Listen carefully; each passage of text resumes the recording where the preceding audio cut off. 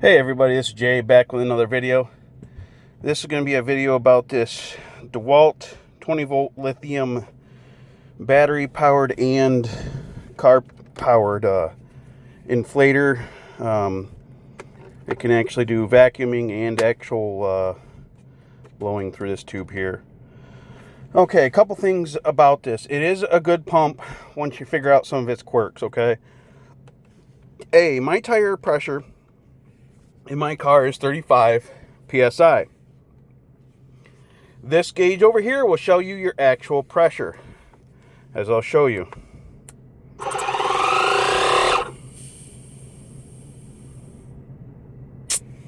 That shows you your actual pressure. Please keep in mind that this gauge is not accurate. You want to have something like this or something else that's an accurate gauge, not another digital one, because I've had nothing problems with them. I like these. You want to have another gauge to actually read the actual pressure properly, because this one, mine, and I've heard this with all of them, and I can continue that on, that this is actually off. This is not accurate. Okay? In order for me to inflate this, because to the proper 35, I actually have to go to 34 and a half or 34, somewhere around there. In order for you to actually inflate to that, because if you have it to 35 and your tire only needs a couple pounds, which mine did, you set this to 35, this will not actually go. See, if I do this real quick, I can't quite get it to pop up, but if you see an LOP anywhere on these two screens, I forget which one it is, it does not mean low power, okay? I thought it was low power at first, but as you can see, my cigarette lighter adapter, the 12 volt adapter there, is 12 volts, 180 watts. That's a lot of power, okay? This should never have an issue with power in something that's powerful enough, okay? Which this one is.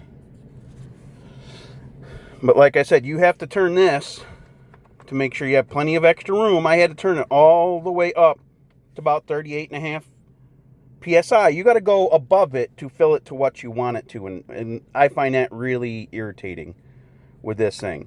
It can take the 20 volt battery, as you can see down at the bottom.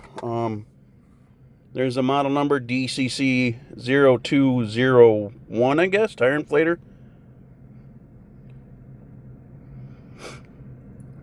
There's all the stuff on it. That's where you put the cable in the side. But other than that, when you realize that and you accept it, it's not a bad thing. All the cable goes in there, and that's where the plug goes in. They give you a nice little channel so you can still close this. On this side is where air goes in or out with that tube. You got a tire inflator and some other stuff for bicycles or whatever else, but I thought there was even a flashlight, but maybe not. No flashlight. Oh, yeah, there is right there. There's an actual flashlight too. Right there. Just on and off. But when you're on air, it goes like that. And depending on where you put the hose on this side, either it will blow or suck. One of the two. Okay. This is, like I said, a good tire pump. I do recommend it, but it does have quirks, and I wish they would fix it in a next generation or something like that, because it does have its issues. This cord wraps around a couple times. I'm not going to do that right now.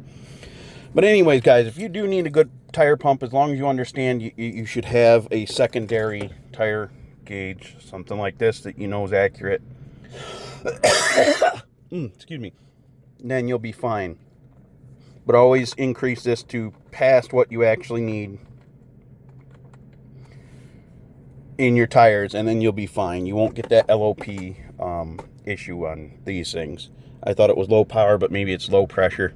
It can't generate enough power to keep going because it's full, basically. All right, guys, I will talk to you in the next one. Have a good one.